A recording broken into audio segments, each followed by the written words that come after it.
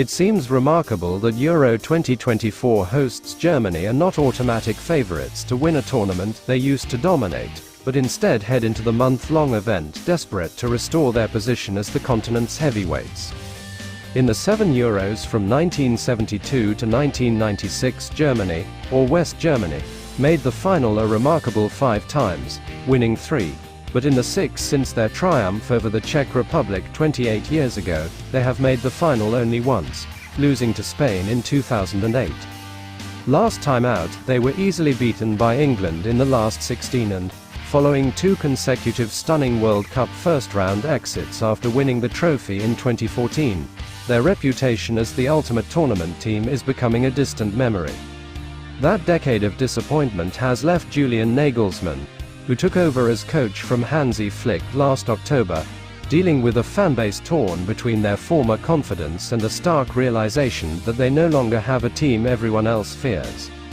While results last year were disappointing, wins in March over France and the Netherlands have given supporters the first glimmer of hope that the big beast of European football might again be stirring. German champions Bayer Leverkusen's remarkable unbeaten season has brought a fresh feel to the domestic game, and their inspiration, attacking midfielder Florian Wirtz, will hope his enthusiasm and creativity can similarly lift the national team.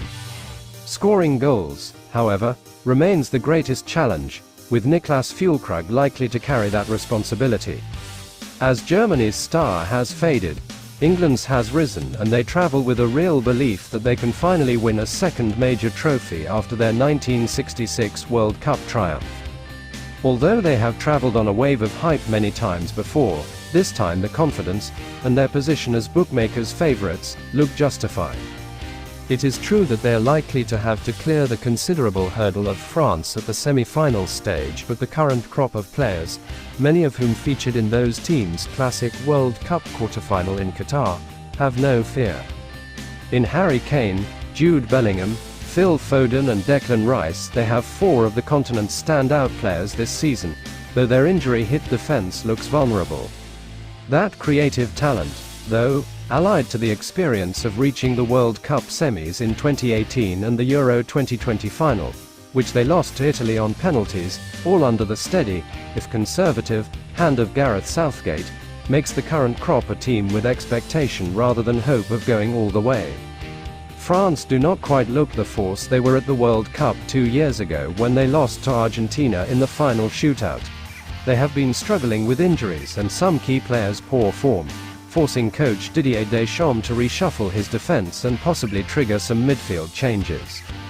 Defender Lucas Hernandez has been ruled out with a knee injury, while Ibrahima Konate and Dayot Upamecano have had a rough end to the season. In midfield, the pivotal Aurélien Tchouaméni is also a doubt, leading to a surprise recall for N'Golo Kanté. Spain contenders Spain won back-to-back titles in 2008 and 2012, but, after 6 turbulent and barren years under Luis Enrique, which included defeat by Italy on penalties in the Euro 2020 semis, they are hoping to again be contenders.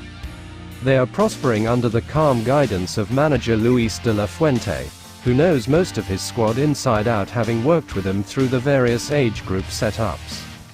With teenage winger Lamine Yamal tearing it up for Barcelona, Manchester City's Rodri stamping his authority over the midfield, and Real Madrid defender Dani Carvajal still delivering, Spain have a good mix of youth and experience.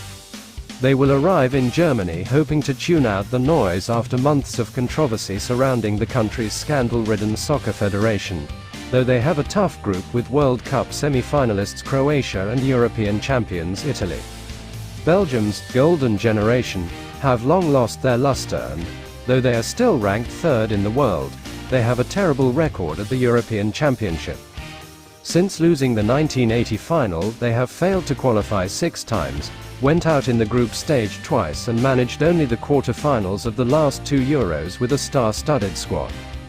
They will again be sweating over the fitness of midfielder Kevin De Bruyne, whose injury woes at the last edition saw the heavily fancied Belgians go out to Italy, while another failure at the Qatar World Cup further dampened expectations. Portugal and Netherlands are probably the only others with a realistic chance of lifting the trophy in Berlin on July 14.